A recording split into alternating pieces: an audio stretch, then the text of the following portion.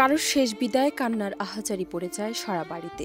হাউমাউ করে কাঁদতে দেখা যায় পরিবারের মানুষদের। কিন্তু তোফাজ্জলের শেষ বিদায় ছিল একেবারেই ভিন্ন। কেউ কাঁদছে না, নেই কোনো আহাজারি। কান্না করার মানুষগুলোও যে শেষ বিদায় নিয়েছে অনেক আগেই। তবে ছোটবেলার স্মৃতি হাতড়ে মাঝে মাঝে ফুপিয়ে কাঁদছেন মামাতো আর চাচাতো বোনরা। তোফাজ্জলের এমন মৃত্যু মেনে নিতে পারছেন না কেউই।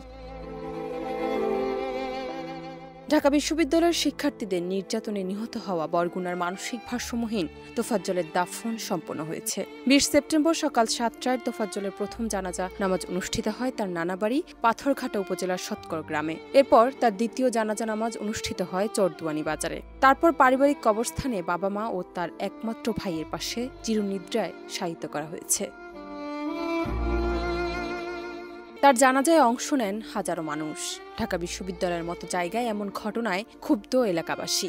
তোফাজ্জলের জানাজা পড়ানোর সময় কান্নায় ভেঙে পড়েন ইমাম মাওলানা খলিলুর রহমান। তিনি বলেন, বাবা মারা গেল, মাও মারা গেল, কিন্তু আমার কাছে বড় আশ্চর্য লাগতেছে যে তার মা তার বাবার জানাজা আমি পড়াইছিলাম, কিন্তু তোফাজ্জলের জানাজা আমাকে পড়াতে হবে সে কথা বুঝিনি। একটা ছেলেকে কিভাবে নির্যাতন করলে পায়ের গোস্ত খসে পড়তে পারে,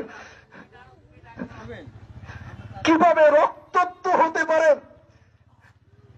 আমার মনে পড়ে যেটা তোরা শিক্ষিত হয়েছিস কিন্তু মানুষ হও নাই, জানুয়ারি রয়ে গেলে।